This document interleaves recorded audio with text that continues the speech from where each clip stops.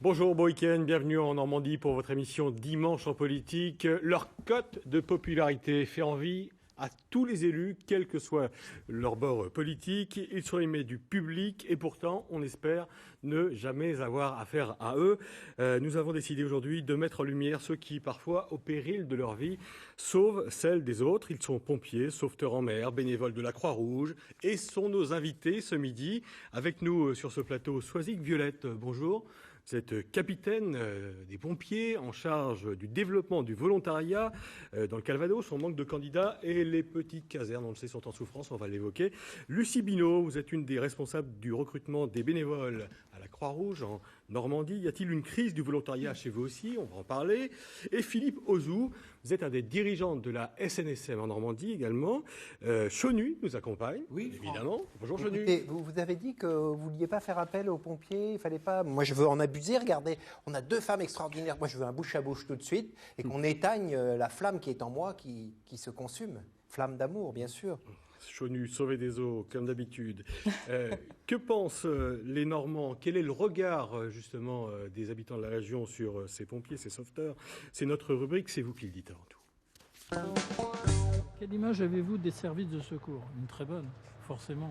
Déjà, du fait, à mon avis, c'est une affaire d'éthique. Le choix du métier, déjà, ça dénote d'une certaine idéologie. J'ai une très belle image des services de secours. Je suis heureuse qu'ils soient là, même si j'en ai jamais eu besoin. J'espère jamais en avoir besoin, en fait. Vous avez déjà eu affaire à eux?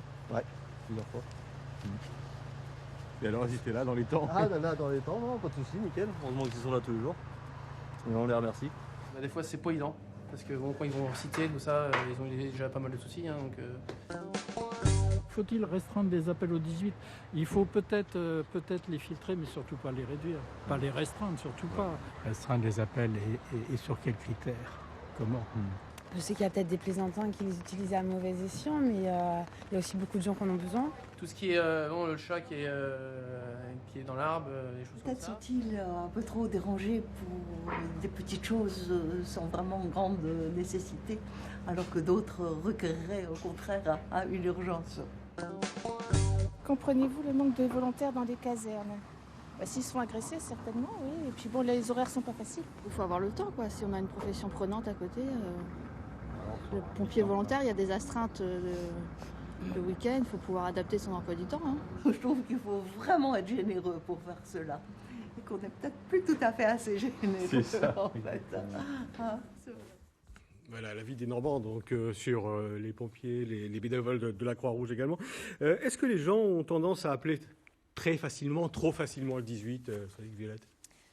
En termes de chiffres exacts, c'est difficile si c'est trop facile ou pas. Ce qui est une certitude, c'est qu'il y a une appréciation qui est toute personnelle. Le 18, c'est un numéro d'urgence qui doit être réservé exclusivement pour les urgences.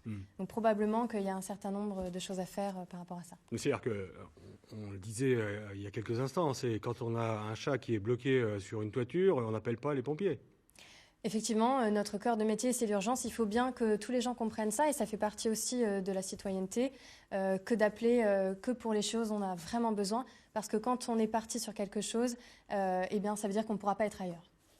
Est-ce que la mentalité, le profil du public que vous avez à secourir, le rapport aux sauveteurs a évolué? Je vais m'adresser justement à Lucie Binaud. Est-ce que ce rapport aux gens a changé? C'est un rapport qui est, surtout depuis les attentats, qui a vraiment évolué positivement. Sur le regard a changé parce que on est là pour les gens, ils s'en rendent compte et ils nous remercient même s'ils ne sont pas pris en charge par nos équipes. Après, d'un point de vue général, je pense que l'image a toujours été bonne, donc ça va que en s'améliorant maintenant, quoi. Alors, il faut une bonne dose de sang-froid quand on le voit. Là, c'était il y a quelques semaines, lors du carnaval de Caen. C'est le plus grand carnaval de France, même d'Europe. Il y a plus de 20 000 jeunes dans les rues. Ça peut déraper à tout moment. Comment on gère ces situations? On apprend justement à gérer ce stress? Ouais, alors ce qui se passe, c'est qu'on a plusieurs formations en amont. On a nos formations de secouristes, on a des chefs d'intervention qui gèrent les équipes, qui sont présentes pour les équipes pour qu'elles puissent s'exprimer afin de pouvoir exprimer leur douleur, leur souffrance par rapport à une prise en charge. On a aussi des formations de prise en charge psychologique des personnes qui viennent nous voir. Et on a beaucoup d'entraînement, ce qui nous permet d'être toujours présents et aptes à intervenir sur le terrain. Alors, on parlait du rapport aux citoyens, justement, à ceux qui appellent à l'aide. C'est certainement ce que vous avez vécu durant toute votre carrière. Philippe Ozou, en tant que responsable de la SNSM, la Société nationale de sauvetage en mer, quel est le rapport, justement, que vous avez avec les plaisanciers qui ont un problème pour revenir au port, un moteur cassé ou quelqu'un qui se trouve en perdition au large? Est-ce qu'ils sont reconnaissants? Écoutez, ça dépend. Des fois, on a des rapports immédiats avec les gens qu'on a porté assistance. Ils sont reconnaissants. Parfois, ils sont quelques jours sans venir nous revoir. Ils sont, sous l'effet du choc? Sous l'effet du choc, ouais. Ils mettent de la distance entre le moment où ils ont eu leur aventure, leur mauvaise aventure, et puis le moment où ils viennent nous remercier. Mais très souvent, ils nous remercient soit un petit mot s'ils ne sont pas sur place, soit ils sont reconnaissants. Ouais. Alors, il y a une belle image des sauveteurs en France. Hein, c'est, je le disais en m'en amusant au début de cette émission, c'est 90% de code de confiance. Mais malgré tout, il y a une exigence aussi de la part du public. C'est j'appelle les pompiers, je fais appel à la Croix-Rouge, je fais appel à la SNSM. Je veux être secouru en bonne et due forme. Et si ça ne marche pas, on peut se retourner contre vous, me disiez Philippe Ozou. Vous avez le cas pour Ouistreham. On a eu malheureusement une mauvaise aventure à ce sujet-là. C'était il y a quelques années déjà. À l'entrée de Ouistreham, il y a un bateau qui s'est mis à dériver, panne de moteur, qui se met à dériver très rapidement. La SNSM est appelée, elle intervient. Hein, le canot tout temps intervient, réussit à faire le transbordement de 5 personnes. Malheureusement, le 6e, on a du mal à tenir parce que le bateau, il faut savoir si on sauve tout le monde ou si on met en péril son équipage. Et là, dans ce cas-là, on a le chef de bord de l'embarcation est décédé dans le naufrage. Et là, c'est la famille justement qui a porté plainte. La famille a porté plainte, oui. D'accord. Ça se règle devant les tribunaux. Alors que vous étiez sur une intervention pour essayer. Il n'y a pas une obligation de résultat? Normalement, non. On n'a pas d'obligation de résultat, mais on a une obligation quand même d'intervenir et dans les temps, quoi. C'est-à-dire qu'il y a quand même des règles. Est-ce que vous rencontrez la même chose, justement, que ça soit chez les pompiers ou la Croix-Rouge?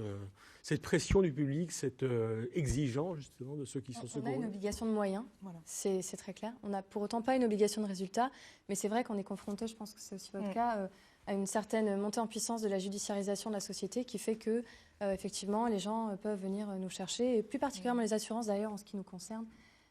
Sur des choses qui se sont passées de façon normale, entre autres. Alors, il y a quelques jours, c'est une affaire dont on a beaucoup parlé dans la presse, dans nos journaux. Vous avez certainement vu cette mésaventure pour 2 pêcheurs amateurs éjectés de leur bateau et qui ont été contraints de faire 2 heures de nage pour regagner la côte. Pourrait-on éviter un tel naufrage?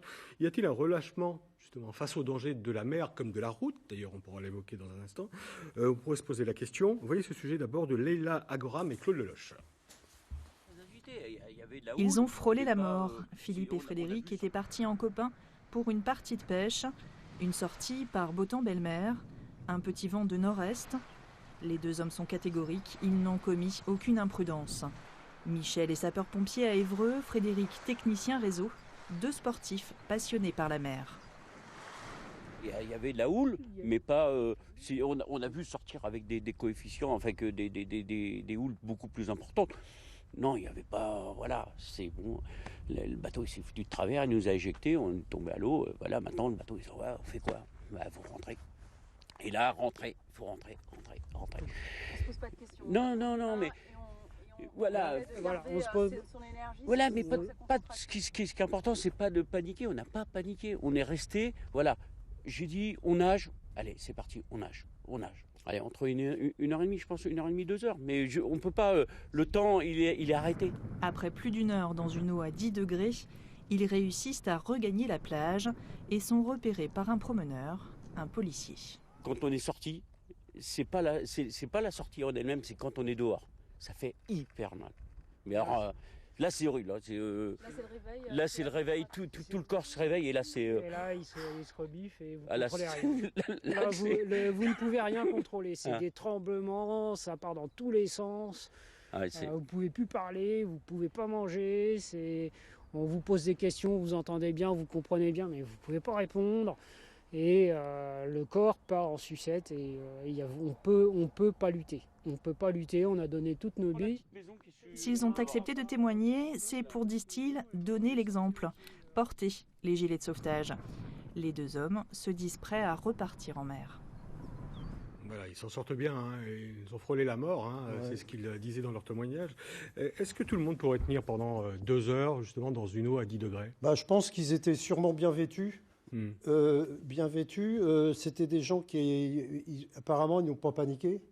Et je pense que c'est ce qui les a sauvés. Il y avait quand même un des naufragés qui était pompier. Je pense que des gens qui ont quand même l'habitude de prendre des risques, qui sont capables d'analyser une situation rapidement. Il a bien coaché son partenaire. Effectivement, ils ont eu beaucoup de chance parce qu'ils avaient leur gilet. Parce que le gilet, c'est quand même c'est important. Maintenant, ça pèse pas très lourd. Et puis, ça sauve la vie, la preuve. Et puis, par contre... Est-ce que ça peut être évité, ce genre de drame ? Parce que ce qui s'est passé, là, pour le cas précis, le bateau est parti tout seul, le moteur, apparemment, a continué à tourner, il n'y avait pas le court-circuit qui était mis autour du bras, comme ça doit l'être. Moi, je pense que, je dis toujours, quand on passe un petit peu une checklist, quand on appareille en bateau, il faut préparer le bateau. C'est-à-dire qu'il faut le préparer, mais il faut quasiment... avoir une checklist où on repasse tous les points en revue. Hein, et je pense que là, c'est peut-être leur défaillance, hein, puisqu'ils n'avaient pas le coupe-circuit, ils l'avaient pas. Est-ce que vous avez affaire à des gens qui paniquent ? C'est la question, justement. Et comment on les rassure ? Quand on arrive face à un accident avec des victimes, soit Violette, la première fois que ça vous est arrivé de vous trouver sur un théâtre d'accident, comment on se comporte et comment on parle justement à ces victimes ? De par ma fonction, je suis un petit peu en recul par rapport à... puisqu'on encadre les troupes. Mais c'est vrai que tout d'abord, il y a la formation qui est fondamentale, qui permet de reproduire les situations au plus proche de la réalité. Évidemment, derrière, ce qu'il faut, c'est continuer à communiquer avec la victime. Et est-ce qu'on est insensible, justement ? Est-ce qu'on devient insensible, perméable à ce qu'on voit, non, évidemment que non. De la répétition. Non, il y a des situations qui sont très difficiles à vivre. On en parle tout de suite après, en général à chaud, et puis après, il y a un accompagnement psychologique qui se fait au niveau des agents qui en font la demande et qui est d'ailleurs systématiquement proposé par la structure. Gibino, vous êtes d'accord avec ça, justement ? Je suis complètement d'accord, je rejoins le capitaine. Nous, quand c'est des états de panique, on a la prise en charge de la famille à part, on prend la victime en charge, ce qui nous permet d'essayer de calmer ce moment de panique, que les équipes ne paniquent pas non plus pour pouvoir faire une prise en charge adéquate. Et effectivement, nous aussi, on a les systèmes de débriefing après qui permettent de reposer les choses calmement. Et on prend sur soi beaucoup, justement ?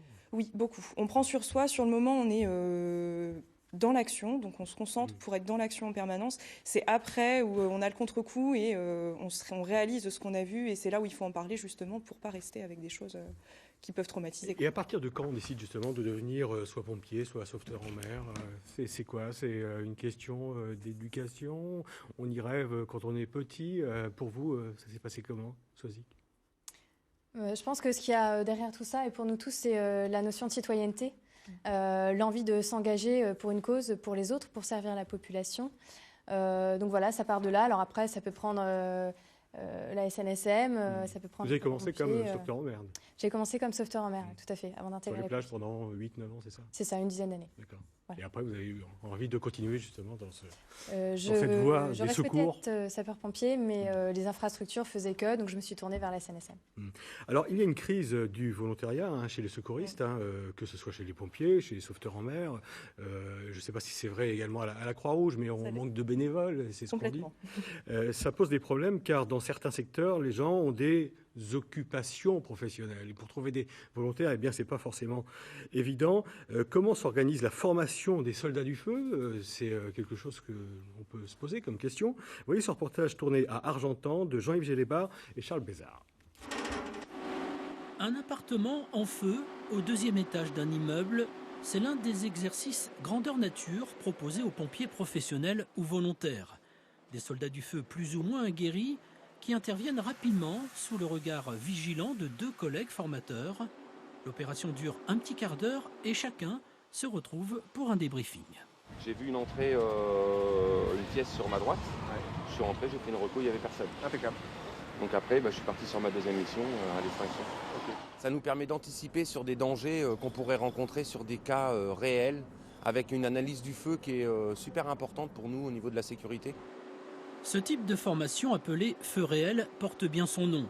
Les sapeurs-pompiers, certes encadrés, se retrouvent en situation de combattre les flammes dans des espaces exigus et difficiles. Des cas de figure que certains d'entre eux ne rencontrent pas tous les jours. Ils sont tous formés au module incendie, donc ils connaissent leurs manœuvres, les techniques. Sauf que là, le feu réel, on retrouve le stress opérationnel que l'on ne retrouve pas lorsqu'on est à l'école sur des sites que l'on connaît. Là, ce sont des sites qu'ils ne connaissent pas. Et en plus, on leur présente, nous, des techniques opérationnelles assez novatrices pour le département. Ce sont en tout une 50aine de pompiers qui ont pu profiter de cet exercice. Des chanceux, en quelque sorte, car avoir à disposition un bâtiment voué à la destruction comme celui de Falaise est chose rare. Voilà, bon, on met le feu à un appartement qui était désaffecté, il n'y avait plus personne à l'intérieur. Comment on décide justement à un moment de s'engager dans cette carrière de pompier? Pourquoi on le fait? Dans une carrière de pompier professionnel où vous incluez des volontaires dedans? Ça commence à 16 ans, c'est ça? Alors, on peut effectivement démarrer à 16 ans. Il faut savoir qu'à 16 ans, on n'est peut-être pas forcément en capacité de voir toutes les choses qu'on est amené à gérer. On ne peut pas tellement parler de carrière pour les sapeurs-pompiers volontaires, c'est vraiment un engagement citoyen. Encore une fois, ce qu'il y a derrière, c'est l'envie de servir la population, ses proches particulièrement. Il y a un accès, il y a quelque chose qui est très territorial en fait. Voilà. On peut commencer à 16 ans, mais le profil idéal, c'est que vous me disiez en préparant cette émission, c'est plutôt quelqu'un qui a une certaine maturité installée, qui a aussi l'autorisation de son employeur de pouvoir se libérer et qui n'a pas forcément besoin de cet argent de pompier volontaire pour vivre. Alors, il y a 2 choses. La première, c'est qu'un pompier volontaire ne perçoit pas d'argent, il est indemnisé par des vacations. C'est très important, ce n'est pas un métier. Et puis, la diversité des profils est intéressante pour le collectif. Maintenant, très clairement, les problématiques se trouvent en milieu rural et en journée. Donc forcément, recruter quelqu'un qui est assez jeune, qui part en études et dont on sait qu'on ne va pas garder dans les 3-4 ans à venir, ce n'est pas forcément ce qu'il y a de plus pertinent pour l'instant dans le contexte actuel. Mais la question qu'on peut se poser, nous, citoyens, c'est de savoir si on serait moins bien secourus justement en campagne que près d'une grande ville. Il y a moins de moyens, donc il y a moins de possibilités, on intervient plus lentement, les pompiers sont plus tard sur l'intervention. Alors la force du modèle de sécurité civile en France, qui est unique en Europe d'ailleurs, c'est de reposer sur cette complémentarité-là entre professionnels et volontaires. Et c'est le fait que justement parce qu'on a des volontaires en campagne, qu'on a accès à un niveau de secours, à une qualité, à une proximité des secours en termes de délai qui est quand même exceptionnel en Europe. Est-ce que vous gardez, je vais vous poser la question, Lucie Bignot, parce qu'on peut tout imaginer, est-ce que vous gardez des liens avec les personnes que vous secourez? Globalement, non. Quand on les prend en charge, nous, on les prend en amont de l'hôpital quand il y a besoin d'une hospitalisation. On les prend en charge, on les transfère à l'hôpital. Une fois qu'elles sont à l'hôpital, on n'a plus de nouvelles. Après, il y a des gens qui nous recontactent derrière ou renvoient un petit message de remerciement et qui nous donnent les nouvelles. Mais nous, on n'en prend pas. Et est-ce que les gens se disent, tiens, effectivement, c'est un métier, c'est une vocation qui peut m'intéresser? Alors, nous, je vais parler pour la Croix-Rouge, mais je pense que c'est assez valable pour les autres associations et les pompiers. Nous, la majorité des gens viennent par vocation, parce que secourir les personnes, c'est pas forcément quelque chose qui est inné pour tout le monde. C'est pas forcément facile à faire non plus. Après, il faut juste trouver sa voie, savoir où on veut aller aussi. Est-ce qu'on veut être bénévole? C'est-à-dire que nous, on n'a pas du tout d'indemnité, on est vraiment sur du temps personnel. C'est quoi justement l'indemnité ou les remerciements. Les remerciements, c'est tout. Non, alors nous, il y a la prise en charge des formations, on a l'organisation de moments, de moments avec tous les bénévoles. C'est des petites boîtes de chocolat, ça passe par des petits cadeaux, des petits gestes. Après, il n'y a absolument pas d'indemnité, on est vraiment sur une base de bénévolat, c'est ce qui différencie le bénévolat et le volontariat. Ce qui n'est pas vrai à la SNSM. À la SNSM, c'est du bénévolat également, 100%. Les gens arrivent à la SNSM, généralement, on a 2 types de recrutement. Nous, on a les nageurs sauveteurs qui sont recrutés à 17 ans et demi, puisque on les forme ceux qui font les saisons sur les plages, ceux-là, ils sont payés. Ensuite, on a un 2e type de recrutement, c'est pour les sauveteurs embarqués. Disons que c'est souvent ensuite, après une carrière de marine marchande ou à la pêche professionnelle ou à la marine nationale, les gens se retrouvant débarqués vont chercher une activité maritime.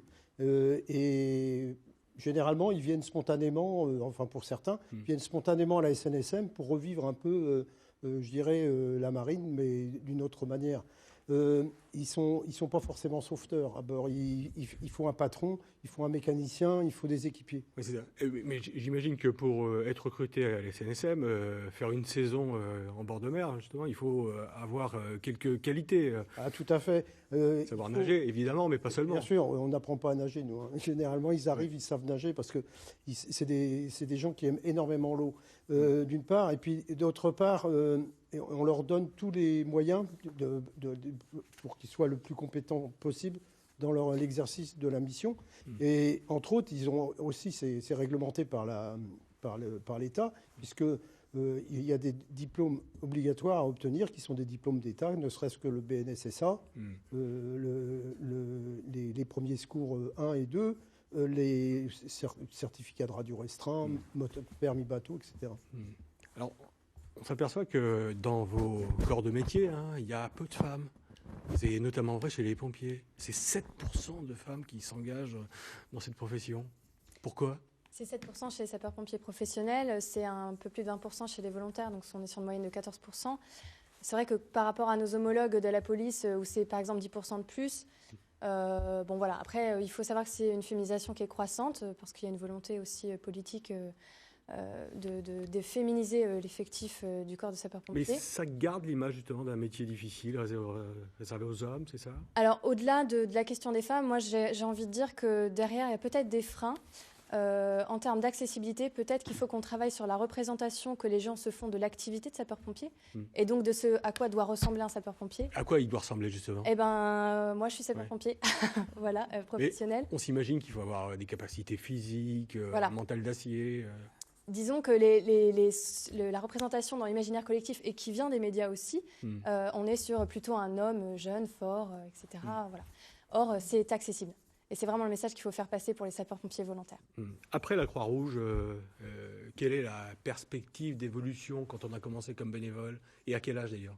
Alors nous, on peut commencer dès 16 ans. Après, je rejoins ce que disait le capitaine. 16 ans, il faut être sûr de son engagement. Il faut être sûr qu'on puisse prendre en charge les gens et avoir une certaine maturité. Une fois qu'on est bénévole, on peut faire une carrière en tant que bénévole très longue, aussi longue que le professionnel. Vous êtes permanente ? Alors, je suis bénévole permanente. Qu'est-ce que vous entendez par permanente ? Qu'est-ce que vous entendez par permanente ? Vous êtes salarié de la Croix-Rouge ? Non, pas du tout. Il y a 13 000 salariés en France. Il faut savoir que dans le Calvados et de manière générale dans la région, il y a très peu de salariés. Dans le Calvados, ils ne sont que 13. Donc, il y a beaucoup plus de bénévoles que de salariés. Nous, c'est vraiment sur du temps personnel. On a notre vie à côté. Et on peut faire une carrière à la Croix-Rouge de bénévolat. Il y en a qui ont 35 ans de Croix-Rouge, mais... J'aimerais connaître votre avis sur un phénomène que l'on a constaté là depuis quelques années. C'est qu'à partir du moment où on voit un uniforme, on se dit, voilà, c'est la rigueur, c'est l'autorité. Et on arrive dans des quartiers, pour les pompiers notamment, où on est parfois les malvenus. Quel est votre regard justement ? On n'en souffre pas tellement dans le département du Calvados, c'est vrai pour d'autres départements. Je pense qu'il y a une confusion tout simplement des genres par rapport à l'uniforme. Peut-être un déclin de la citoyenneté, de la morale civique. Et vous en parlez entre vous, justement, dans les casernes ? Encore une fois, on n'est pas tellement confrontés, donc ce n'est pas une problématique majeure pour nous dans ce département-là aujourd'hui, mais ça fait partie effectivement des problématiques futures probablement. Quand on se rend sur un théâtre d'intervention, je vais m'adresser à Philippe Ozou, est-ce qu'on y va, même après plusieurs années d'expérience, avec toujours une boule au ventre ? Je dirais que ça dépend des circonstances météo. Hein. C'est vrai que si les conditions de mer sont faciles, on n'y va pas du tout avec le même esprit que quand on est obligé de se taper 25 nœuds de vent et puis une houle très formée. Et puis qu'on a beaucoup de distance à aller jusqu'au naufragé. Et puis déjà, on a déjà des premiers renseignements. On va savoir qu'est-ce qu'on va faire, pourquoi on intervient et tout ça. Et donc, à partir de là, je dirais, on sait si l'intervention va être difficile. Moi, je pense par exemple à un incendie en mer. On a eu quelques cas ces dernières années sur des bateaux de pêche. C'est vrai que c'est des choses qu'on a bien on travaille en formation, en entraînement. C'est toujours un petit peu délicat. On ne sait pas à quel niveau le navire est. Je me souviens d'un cas où on est arrivé, la bouteille de gaz, elle a pété à ce moment-là. Je posais la question à Lucie Bignot, savoir s'il y avait un contact après avec les victimes. Vous avez gardé des liens avec des gens que vous avez secourus ? Plus ou moins, parce que c'est vrai que généralement, ils viennent du port qui intervient. Hein. Si c'est les sauveteurs de Port-en-Bessin qui vont sur un bateau de pêche de Port-en-Bessin, ils se connaissent, hein, ils sont collègues, c'est des anciens marins-pêcheurs généralement qui sont à bord. Ils vont se connaître. Si c'est à Ouistreham ou à Trouville ou à Honfleur, c'est la même chose. Est-ce qu'on devrait davantage responsabiliser les gens ? Les faire payer davantage, tout simplement. C'est vrai qu'on y réfléchit. Il y a eu un rapport qui a été effectué par une députée du Finistère sur ce sujet-là. On a des pistes de réflexion. C'est à l'étude, mais maintenant, il y a un choix à faire. Que pourriez-vous dire, pour terminer, à ceux qui hésiteraient justement à s'engager comme volontaires chez les pompiers ou à la Croix-Rouge, en un mot ? C'est accessible, ça demande de l'organisation, effectivement du temps, mais c'est accessible et on en a besoin. Et la sécurité, c'est l'affaire de tous. Et c'est pas forcément celui qui va être le plus costaud, le plus fort physiquement, qui va courir le 100 mètres en 12 secondes, qui va être le meilleur pompier. Pas nécessairement, c'est la complémentarité des profils qui est intéressante. Lucie Bignot, vous êtes d'accord ? Je suis tout à fait d'accord. Nous, on accueille tout le monde aussi. Donc, il y a juste à venir nous appeler et venir tester. On cherche des bénévoles encore ? Toujours. Toujours. On a besoin en permanence de bénévoles. Merci à tous les trois d'avoir participé à cette émission. On regarde ce dernier dessin de Chonu. Gardez le lien, dit-il. Merci d'avoir participé à ce dimanche en politique. Merci Chonu. Bon week-end, bonne semaine et à très bientôt sur France 3 Normandie.